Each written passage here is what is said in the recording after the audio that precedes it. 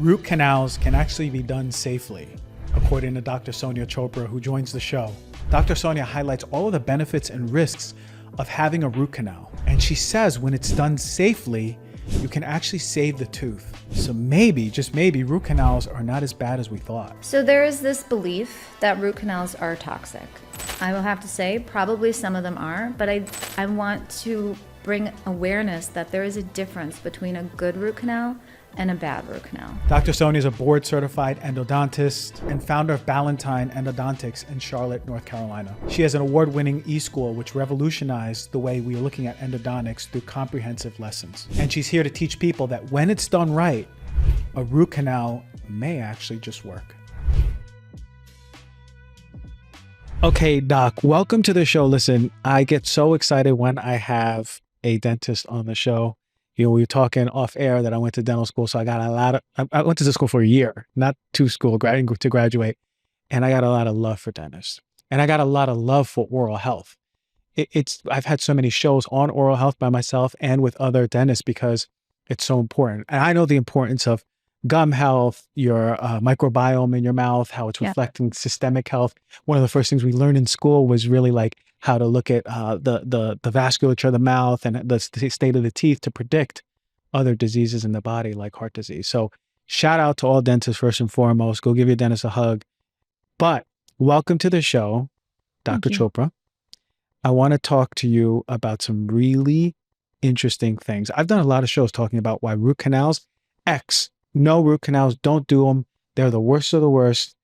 But I got someone on the show saying the opposite. So welcome to the show, first and foremost. Thank you so much. It's really an honor to be here. And I really appreciate you having an open mind to see the other side. I love seeing the other side.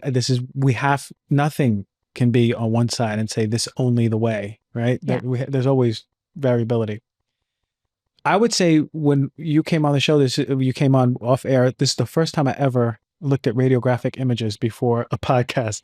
And you brought me through a radiographic journey of a case of a young girl. Okay. So root canals in this story that you just told me through these images, a root canal or root canals saved this girl's jaw, her bone loss that was happening. Yeah. Root canal saved her. It saved her everything. It saved her jaw. It saved her smile. It saved her confidence. It saved her everything. It's deeper than just the tooth. She would have lost 4 teeth in the front.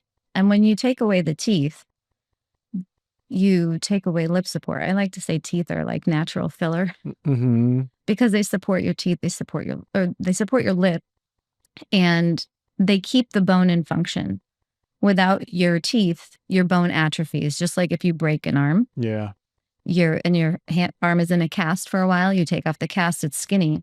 So that bone starts to disappear without being able to hold those teeth. So she would have had a lot of facial changes. Her aesthetics would have been completely shifted if we hadn't saved those teeth. Especially at a young age. She was 16. Right in the middle of high school. And we have all of this confidence issues already, you know, it'd be the worst thing. Okay. So what is biological dentists, the holistic world of dentistry saying about root canals? They don't really believe in root canals. And I've always questioned why. And there's kind of like this rift between the endodontic world, which is root canals, and biological dentists. And there really shouldn't be. I believe that endodontists, we understand biology and therefore we are a biological dentist. I get that maybe we don't have the time to really look at everything from like a functional medicine standpoint.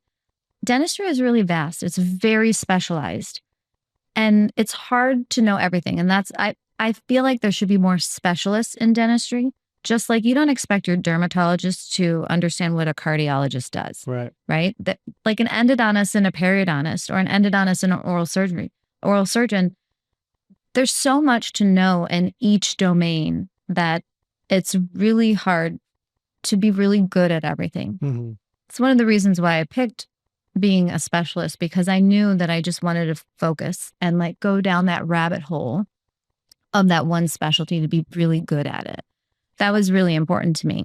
And so I think it would be really hard to also learn functional medicine in addition to that. Right. Right. I think I can work in tandem with a functional doctor, but to know all the things, I don't know if that would serve my patients, right? But I think working as a team would be great. So what I would love to see is biological dentists and endodontists and periodontists and oral surgeons all working together, because truly together the team is the biological dentist. I will say that there's a lot that's happened in the world of endodontics that I don't know if biological dentists are even aware of. So I would like to shine a light on that. There's a lot of new technologies that have come in the endodontic space that have changed the game. And it's really recent. So in the last 6 years of my practice, my whole way of life, the way that I perform a root canal has changed for the better. And I'm not sure if biological dentists are aware of that, because again, they're in their domain. Yeah. You know, it's hard for them to also see what's going on in all the other specialties. Okay, so we and I get that big picture because integrative is always the best for Yeah. patients. That's how I worked in the hospital when I came out of my schooling in oncology. It was just all integrative, and it was I can't know everything that the oncologist knows, you Right. know, and Right. they don't know all the herbs and supplements. You know, it's like we all play in together. Correct. But what is the controversy behind root canals? So there is this belief that root canals are toxic. And I will have to say, probably some of them are, but I want to bring awareness that there is a difference between a good root canal and a bad root canal. And unfortunately, that just goes back to the way we're educated about root canals in dental school. Me personally, I only had a 2-week crash course, like of the whole 4 years on extracted teeth. And I had to figure out this whole specialty of dentistry in 2 weeks. And then before I graduated, I had to only do 4 root canals to graduate, but now the requirements are even less because they can't find the patients to practice on. Right. So now you only have to do 2 root canals to graduate. That's like saying you can deliver 2 babies in med school, and then you can deliver babies. That's what's happening. But you would never do that. You would never allow someone who hasn't gone through a residency of OBGYN and delivered hundreds of babies before they touched your baby. But we allow that in dentistry. So that is the main problem. And I see the impact of this education in my practice. 50% of my practice is redoing bad root canals. They have to be redone. And so we create this negativity around this one procedure because it gets expensive. For one tooth, people are paying about $5,000. And that shouldn't be. Patients should get a treatment and it should work. But unfortunately, and these dentists, they're doing the best that they can with the resources that they were given. They think they're doing a great job. They're not doing this to be bad. They're doing the best. This is how they were taught. They don't even know that they're doing anything wrong. And patients have to redo their treatment. Okay, so that makes sense because it's giving it a bad name. Yeah. So we got a smart audience. They know some things. Yeah. And I appreciate them very much.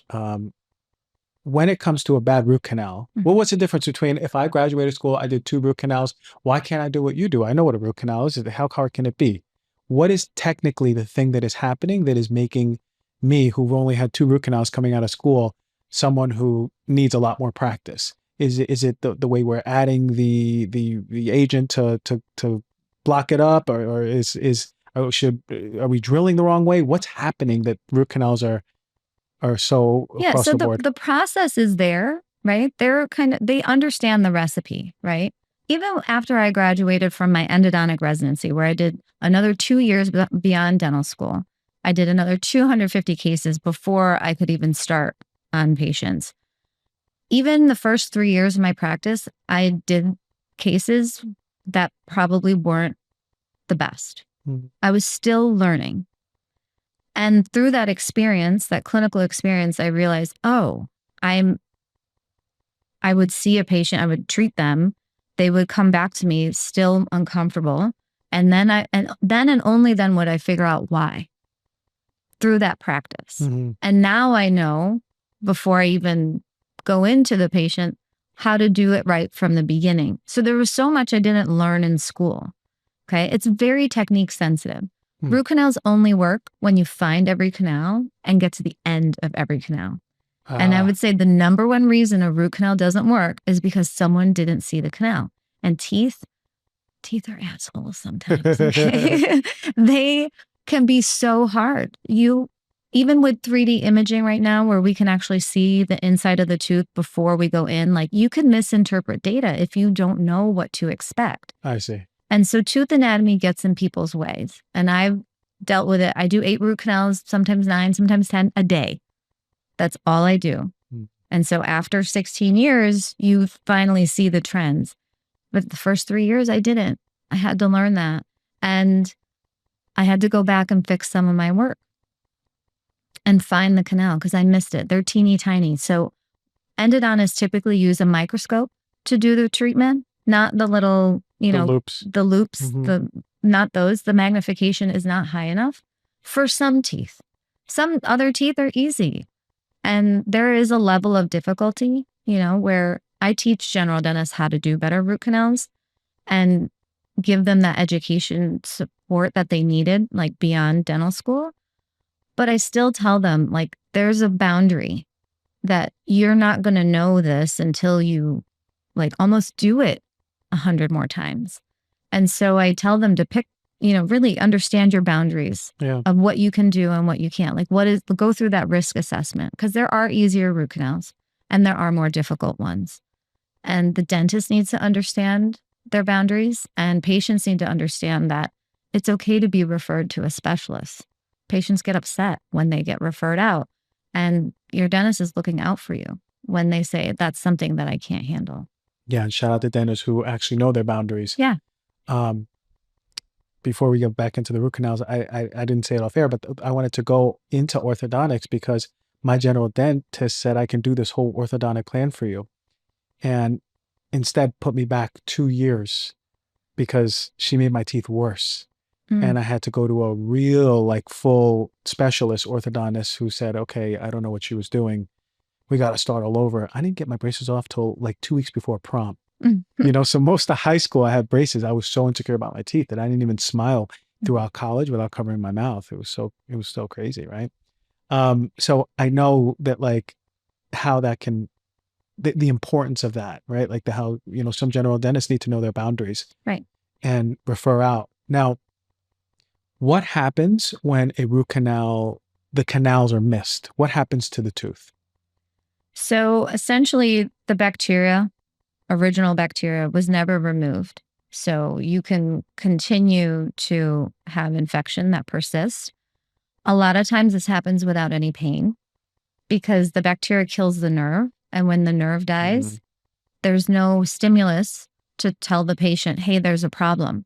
So we start to get these cavitations in the bone that can only be identified in imaging. And nowadays people refuse imaging. So we can't.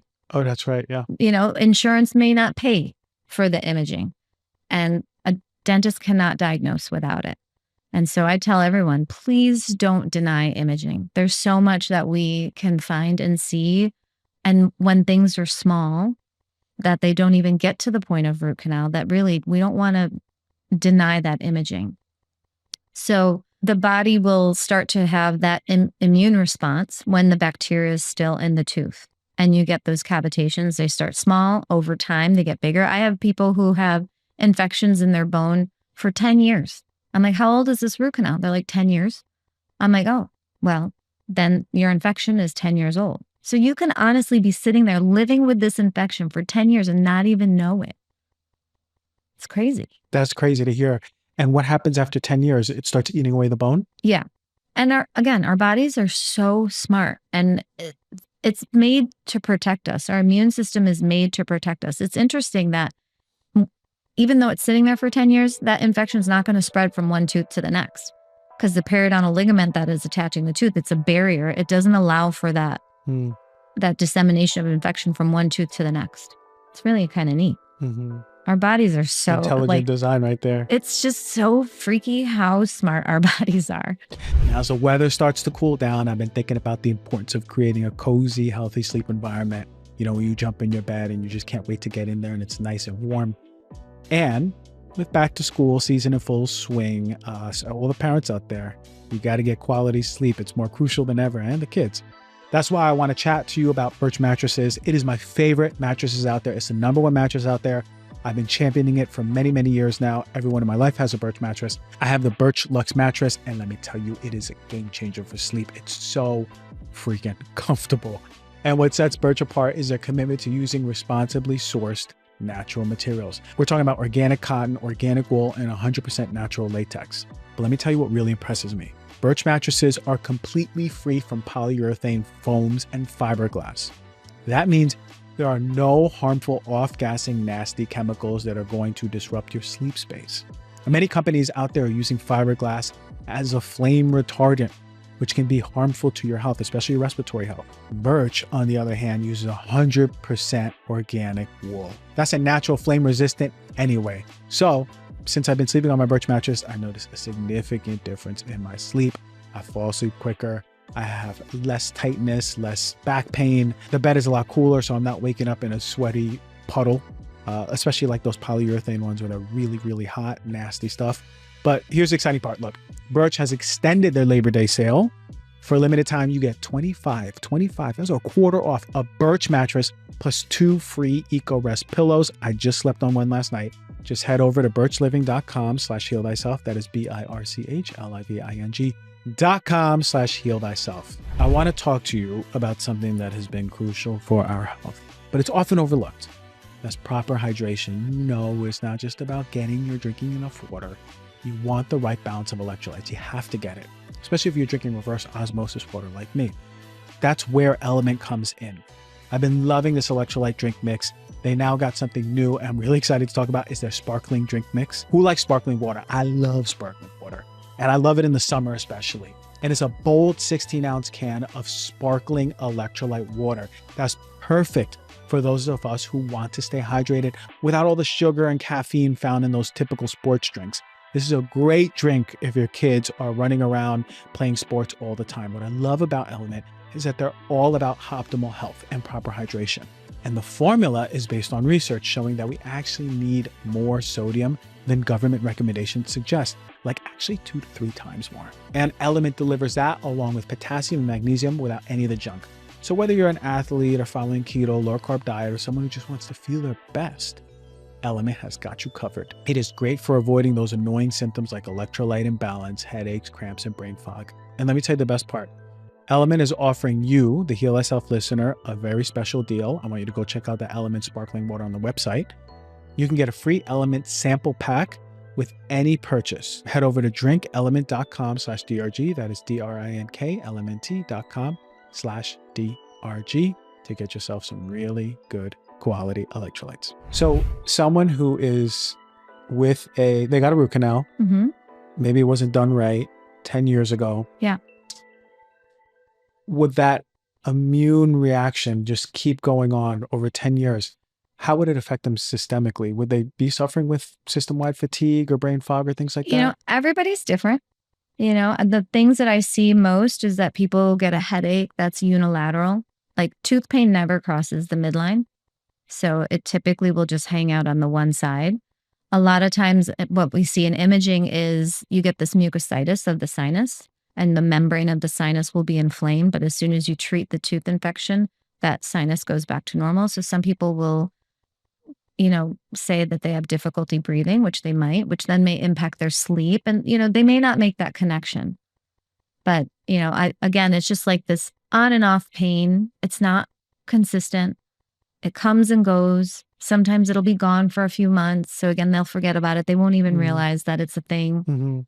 But it can be detected if they went to the dentist and didn't skip that 6-month appointment, right? So it can be so subtle, you're saying? Yeah, it can. Because someone who has 10-year infection doesn't have to have pain every single day or full body fatigue or full body brain fog. Become their norm. Like, that's just how I am, right? I get pain sometimes on this side of my head sometimes, or the nausea or the sinus issues. Okay. So now someone presents to you and they go, I I think I got a bad root canal 10 years ago. Mhm. And then you take some x-rays and you go, whoa, okay, that's true. Can a tooth that had a bad root canal, can that be saved? 100%. Again, that's 50% of what I do on a daily basis. Hmm. And so, like, don't give up. And I'm going to even say, even an endodontist can have a tooth that fails. So, for example, my work that I did in 2010, before I had all this technology, there are some cases that didn't work. I just had one this year that I redid. Now that I have different technology, different resources, I did nothing different but apply the technology. And now we're seeing healing. Hmm. Now, was I a failure? Did I fail there? No, I realized my resources are completely different now. The way I do my root canal today is so different than before. And I'm okay to tell the patient, like, let's try it again. Instead of now it being a surgical treatment, let's redo the root canal with this technology. Hmm. And I'm seeing these cases heal. This past 6 years, you say a lot of technology came out. Is it just better? You can see the canals better, and is that guiding your practice? Like, what are we talking about here? Yeah. So I'll tell you, like, what I consider the modern day root canal and this trifecta that we use in our practice. When I was an endodontic resident, while I was getting trained, I trained by using the microscope. So I think that's technology number one. I think all root canals should be done with a microscope. I think more general dentists should be doing all of their dentistry through a microscope. It changes the game. It's not even, microscopes shouldn't just be for root canals. They should be for crowns and fillings and all the things. So number one is you have to be able to see. The complaints that we have from dentists that root canals are really hard, it's because they can't see. When you can see, you can treat. Yeah. And it just takes the stress out of doing the root canal. So number one is the magnification. Number two, in 2012 is when I introduced 3D cone beam technology into my practice. So I've been using that technology for about 12 years. And that whole game has changed. And even that technology has also grown. So the cone beam that I used in 2012, I had to update in 2021. And it's the clarity that I see with the imaging is just, it's beautiful. So being able to see the tooth in 3 dimensions before I even go into the tooth really allows me to see the anatomy, how many canals are in this tooth, how long is this tooth, so I can follow those cardinal rules of root canals. That's super important. I think all root canals should be done with a cone beam. And some dentists have it and some dentists don't. But for me, it's worth the investment to make my patient outcomes even better. Fast forward to 2018, I started using the gentle wave, which has really improved my outcomes probably the most. And this is the technology that I'm now using on my patients that I did in 2010, 2011, when I didn't have this technology, and now I can redo the work if it's not working. You know, because even back then, the success rate of root canals was about 95, 97%. Okay. We're talking about that 3 to 5% that we're improving. Okay. We have known from the studies that even when we're using like the rotary instrumentation, it's not like with our hand anymore. It's a motorized action. There's still the ability to leave bacteria behind. So we not only do the mechanical debridement of the tooth, but we also have to do a chemical debridement. We need to use disinfectants. Up until 2018, I was just using a hand irrigant, like just a little syringe with some solution, and I would just rinse. It's like a garden hose. Now I have the power wash, which is neat. But one of the things that would happen when I would use the garden hose is that bubbles would come. It would create this air, this vapor lock, essentially. So the solution actually doesn't get to the base of the root. What this technology comes in and does, it's a closed system. So you actually create this platform and use a special handpiece, and it sits on the tooth. And the first thing it does is it degasses the solution. So it pulls all those bubbles out. So now the solution can go to the tip of the root. And then it uses sound waves to pump the solution through for a significant amount of time. You're getting like an 8-minute bath of that solution. And it's now able to go into the canal anastomoses, all those interconnections, and also penetrate the dental tubules, which is what the biological dentists say we are incapable of doing. But guess what? Now we can do it. Okay. And so the bacteria likes to live in those tubules, but now we can disinfect into those tubules and into the interconnections. The technology is crazy because I just went through a whole journey visualizing a tooth going like with all this solutions going through it. Yeah. The sound waves, do they move it so it covers up all of the tubules? It takes it all the way through. I have an animation which I can share with you just so again you could visualize it. But it basically just pumps it all the way through. Like, and when you go to fill the canal, when you go to put the root canal filling, you actually see the connections. I see. It's wild. Okay, so that's, you're cleansing it, disinfecting it. In the past, there were air bubbles. That was problematic. Yep. These sound waves allow those bubbles to burst.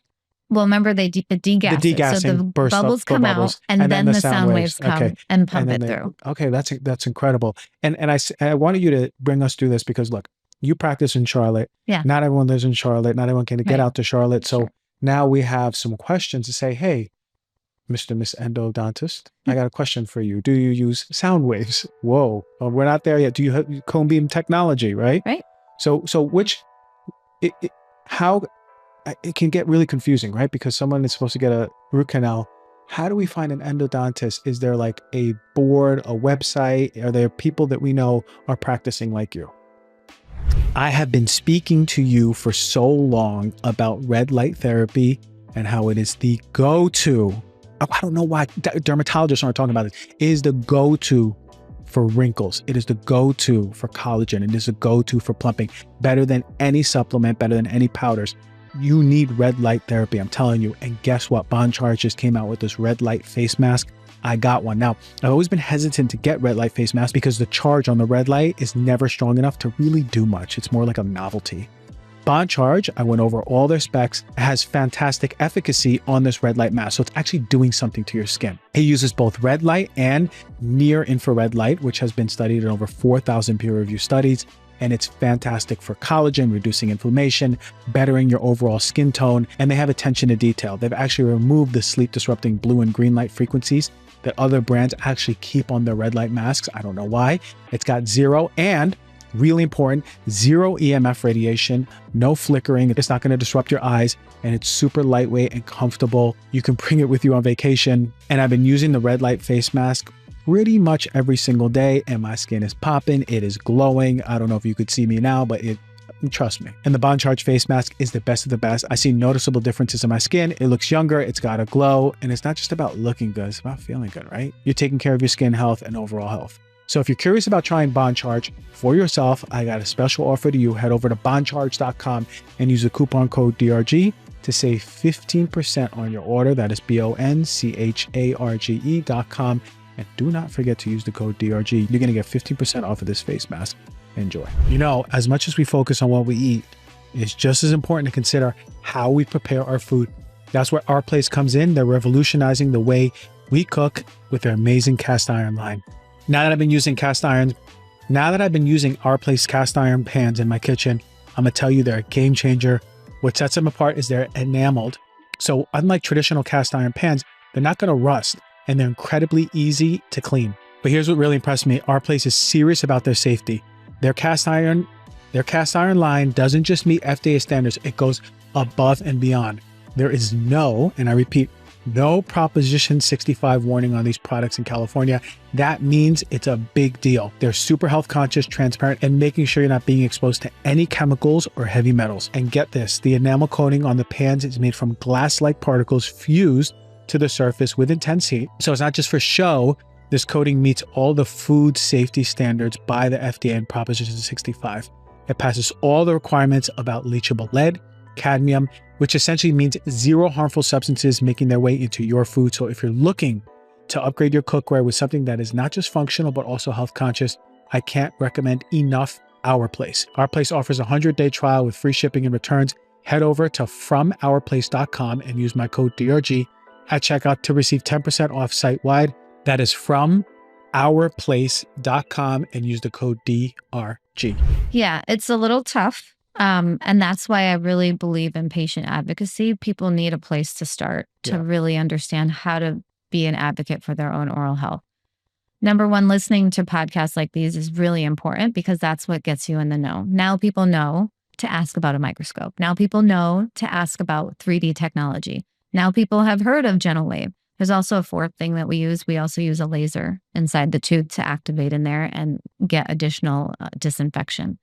And so just knowing this, just from this conversation is step one. Mm-hmm. And then, do your due diligence, read reviews, go to people's websites, see.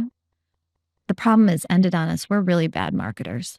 We're really bad marketers. So we don't, all doctors and right? We just don't put this information out. Yeah. And that's a problem. And if you're willing to make a flight, you can come and see people in other places. Yeah. Some people value it that much that they want to do it. I mean, we're in LA right now, so that's really easy. I'm actually going to have dinner with my endodontist friend later today. So yeah, and that's the beautiful thing is like when it's a procedure that is like $5,000 a tooth, you want to get it done right the first time, right? And you do not want to get it done. And I know that I never got one, but I know that they're really uncomfortable procedures too. Yeah. Okay, so you can also find a provider like Gentle Wave. Their headquarters is up the street in Laguna. So like I'm always at headquarters. And so, yeah. Oh, awesome. And they have, you can find a provider on sunendo.com. And that way you can, you don't have to travel. Okay. So that's where we can go. Sunendo.com. Sunendo.com. S-O-N. S-O-N. Okay. Like son, daughter endo? Like kind of like that? Sunendo. Sunendo. Okay. Sunendo.com, everybody. All right. Now, wouldn't it just be better to get the tooth extracted? I don't think so. Why? What's your take on that? Well, teeth are important. Mm-hmm. Teeth deserve value. We were born with teeth for a reason, and it isn't to remove them. Like we should think about our teeth as valuable as our finger. If your finger got infected, would you just chop it off?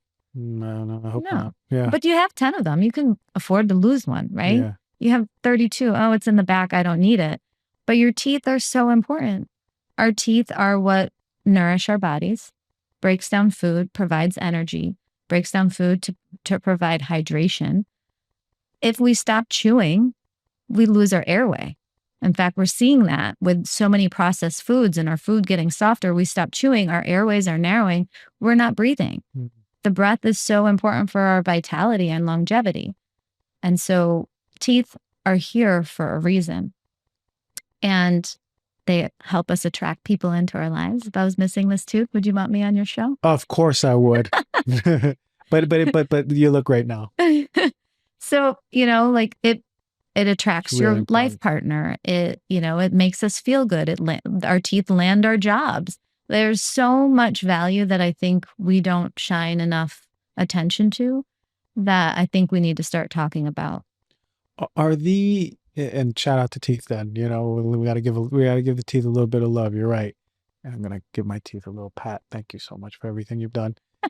If you get a tooth removed, are the materials problematic that you're getting the implantation with? It's possible that the implant could fail. Yeah. So implants also don't have 100% success rate. So what are you going to do then? Are you going to be without the tooth? So if I think implants are great when a tooth is completely split and fractured. There's such a wonderful procedure to help people when there's no other option. But just to take out a tooth because you think it's toxic or whatever, you should really try to save your natural tooth. Mm-hmm. So I have 4 implants. It's unfortunate. I was born without 8 teeth. And so my only option was to get implants. And I will say that they are different. They're different. They're not the same, huh? They're not the same. And the way that food gets stuck after a meal, it's not the same. And it's extra maintenance. It's the intelligence design that we just talked about, right? Okay, so the biological dentist, Mhm. and not to say we'll say this and you say this, but we should all work together. But they will say yes, the tooth that's there is a dead tooth and it's infected and it's problematic and it's going to cause constant inflammation and then it can affect your whole body. Is that just in reference to poor root canals? I think so. Okay. And I think that's what people need to understand is they're probably looking at a tooth that wasn't done well. Mm-hmm. But can we regenerate that? Can we fix that? Really get that tooth out of that dysbiosis and then watch the jawbone heal and see those cavitations disappear. I see it over and over again in my practice. So I know what's possible. But there's this belief that we need to change first before, people are on board with that. Mm-hmm. You say cavitations, and there's some people who go, I know that word. I've heard it before in a podcast. Can you remind us what is a cavitation, how they form, and what's the problem with cavitations in the body? So the biological world will refer to it as a cavitation, but I think the traditional dentist would refer to it as bone loss or a periapical radiolucency. Basically, it's an area where bone has resorbed in the jaw. So in our world, on imaging, it looks like a dark shadow. And so it's just devoid of bone. It's an area where osteoclast, which is an immune cell, has gone in and eaten up the bone. But that's being triggered by bacteria. That's basically how we were designed so that a clinician can see that sign and say, hey, you need treatment. Yeah. We need to fix this. That's all that is. It doesn't need to be scary. It doesn't need to be full of fear because when we do the treatment right, the osteoblast, the osteoclastic counterpart, can come in and lay down the bone and regenerate the bone. So bone, I've been to the dentist before and they say, no. If you lose bone, it's not going to come back. So there's a difference between periodontal bone loss and endodontic bone loss. So periodontal disease and gingivitis, different specialty. Their bone loss is harder to regenerate. So if you're not brushing and flossing and you're developing periodontal disease, which is the loss of supporting bone, it won't come back. Endodontic disease, when you get rid of the bacteria, because you can. Our bacteria is kind of encapsulated. It's not in direct communication with the oral cavity. Your gums are. And so there's always this constant back and forth with the bacteria. They can get in and out. So it's a totally different ballgame. And this is also where people are interpreting the research wrong. There are so many studies that link periodontal disease with heart disease, but they're reading it as endodontic disease and heart disease and all these other things. That's not the truth. It's periodontal disease. So how you're interpreting the literature is also important. So does endodontic disease connect to any systemic disease? It doesn't. Whoa. It hasn't been shown in the literature. It's periodontal disease. They've actually shown the link between periodontal disease and heart disease. And also even like with diabetes, if you have good oral hygiene and you get rid of your periodontal disease and you have diabetes, it lowers your glycemic index. So it's cool to see that correlation. But basically what we're just saying is brush and floss. Brush and floss. And that you can totally prevent that. So aside from brushing and flossing, root canals happen. They happen and they happen. And is it just because I was supposed to get this cavity filled and I waited 2 years and then they got into my root? How do we just you generally, and I'd love to know what you do. How do you protect your teeth to the highest level aside from just brushing and flossing? Everybody knows brushing and flossing. Right. Is there anything else that you do that is like you got a little secret code in there from your dental registration book that we don't know about? It's really not fancy. Nothing fancy. It's not expensive and it's not fancy. Not sexy either. Nope. Okay. Nope. Prevention is simple and that's great. I want it to be simple. I don't want it to be complicated where people find it overwhelming to do it. But really, brush twice a day. I read a study that millennials only brush once a day. Come on. That's what I heard. In the morning or night? Well, hopefully if they do it, it's at night because that's when our saliva drops. And saliva is very protective. If you're going to brush one time a day, you got to do it at night. Yeah, but everyone's probably going to do it in the morning because they don't want to have bad breath. Exactly. Yeah. So they're not doing it at night, would be my hypothesis. But the nighttime brushing is really important because at night, our saliva production drops. Saliva is a buffer. Saliva is what keeps your pH neutral in the mouth so that you don't have that acidic drop. Because as soon as the acid drops in response to typically carbohydrates, it's not just sugar, it's any carbohydrate, you're going to have a drop in pH in your mouth. And that's when the bacteria is going to be able to take over and impact your enamel, penetrate the enamel, get to the dentin, and get to the pulp. So if you can disrupt the bacterial colonies, because as soon as you brush your teeth, guess what? In 1 minute, the bacteria are recolonizing. Come on.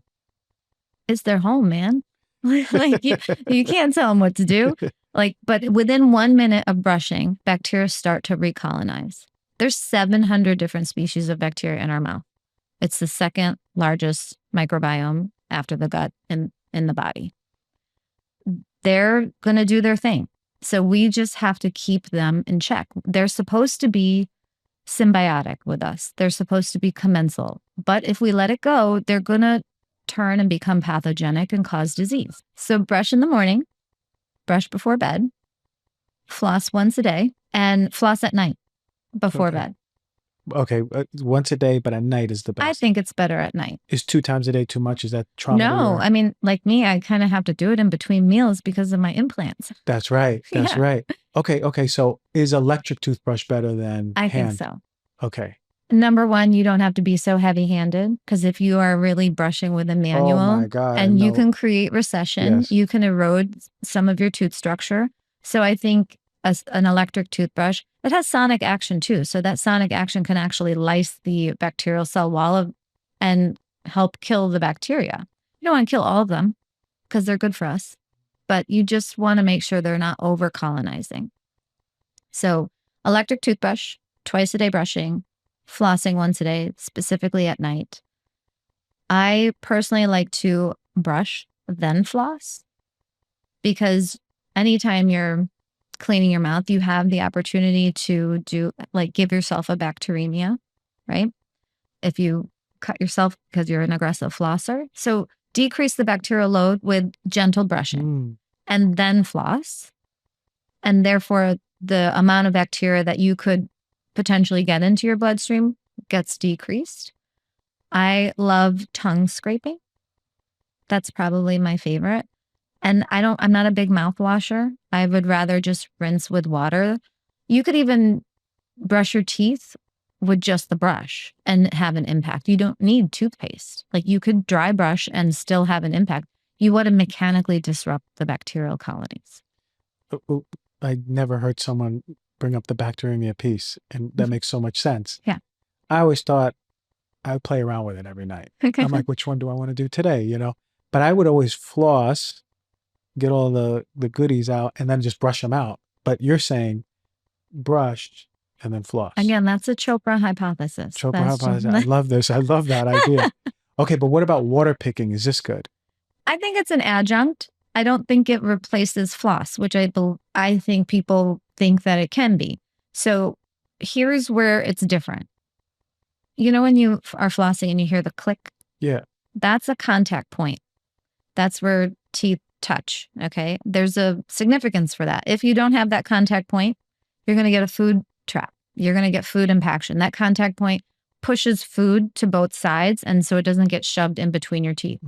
But because it's a contact point, the toothbrush can't get in there. So the only way to disrupt the colony is by clicking the floss. Water pick can't do that. And that contact point is where decay loves to start. And you can't see that if you look in the mirror. You won't see that decay starting. That's why you need bite wing radiographs or x-rays at your dentist to see if you have small cavities. In between the contact points. Correct. So the next step is to visit your dentist twice a year. Get your imaging. Don't deny it, even if your insurance doesn't cover it, because I'm not a fan of dental insurance. I think it's a hoax. I think that it's a ripoff for patients, or it gives people the idea that, I can't go to the dentist because I don't have insurance. If you have that belief, things are going to accumulate, and then you're going to have an expensive treatment plan. That's not what we want. So twice a year minimum. Some people have active periodontal disease, so they may need to go 3 times or 4 times a year. So understand your oral microbiome. That's also important. And guess who's going to be able to help you understand that? Your dentist.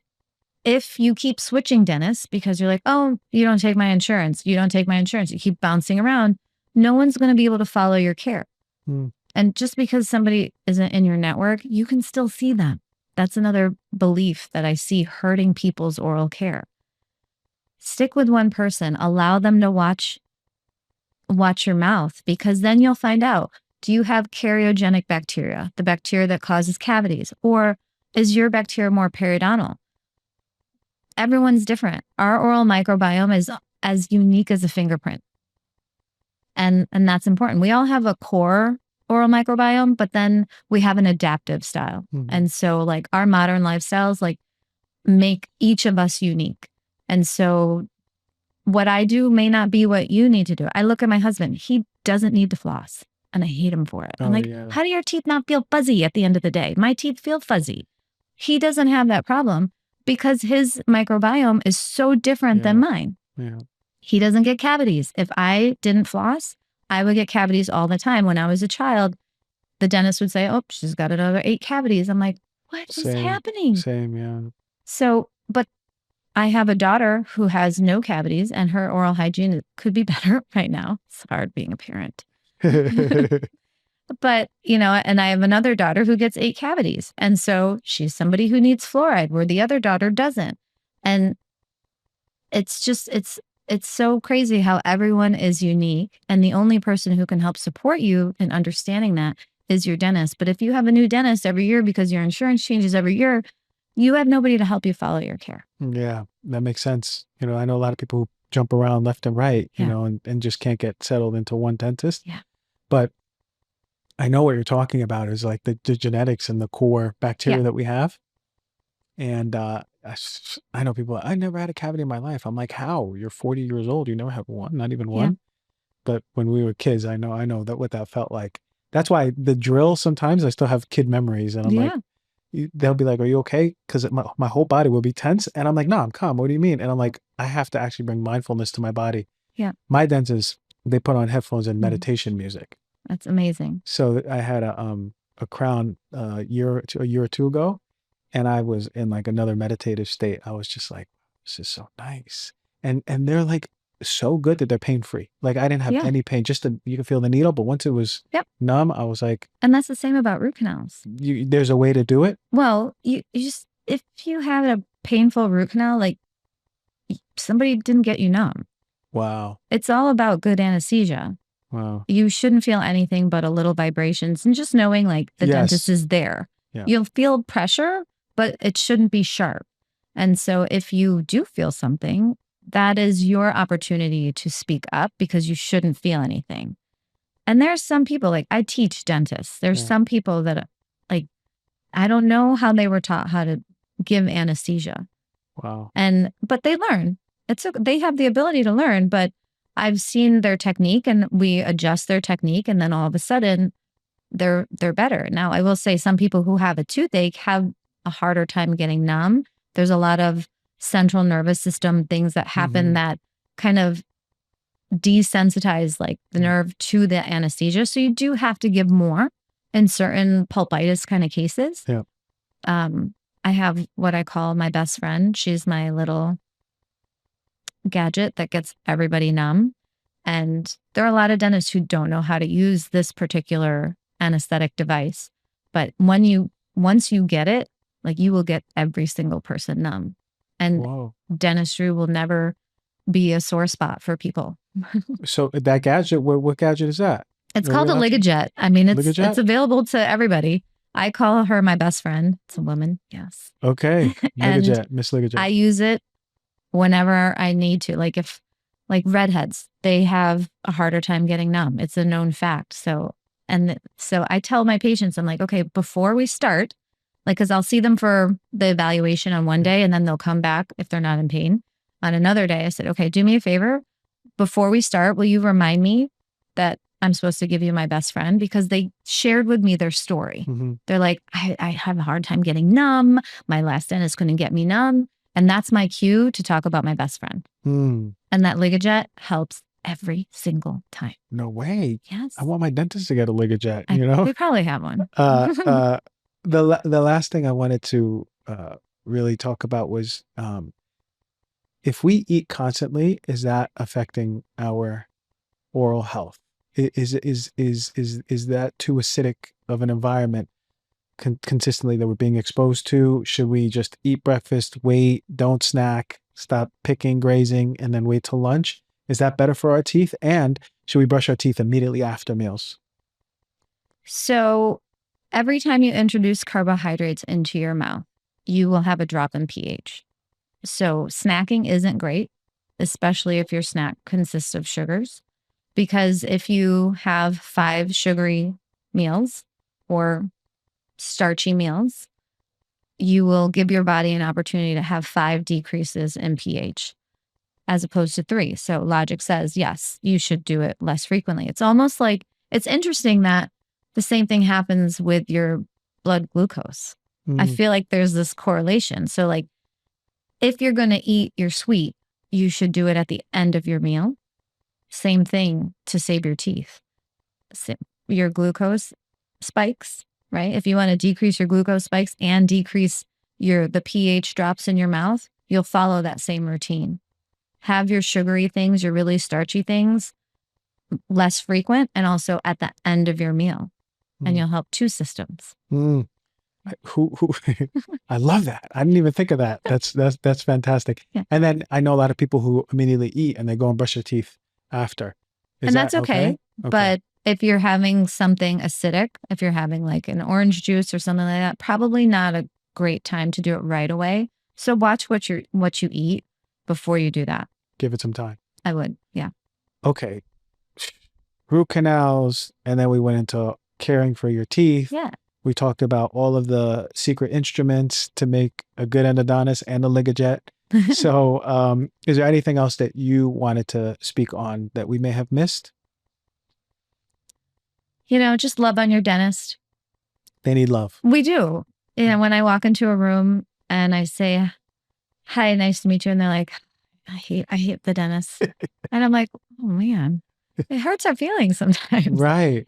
So like, know that we're there to support you. Sometimes I feel like, I've gotten the comment like, oh, I bet you I'm paying for your kids' tuition. Like my diagnosis comes from my heart. My diagnosis comes from the same place probably the oncologist's diagnosis come from. We're not trying to steal from you. We're trying to support you. My practice shouldn't be as busy as it is. And I think if people really focused on prevention, we would like really help decrease global healthcare costs and by like millions of dollars. And just don't be fearful of root canals. And if somebody tells you that your tooth can't be saved, like be inquisitive. Yeah. Be your own advocate. See if there's anything else that can be done. Again, like I said, some of my old root canals I'm doing again with new resources, new technologies, and they're working, they're healing, and they're regenerating my patient's bone.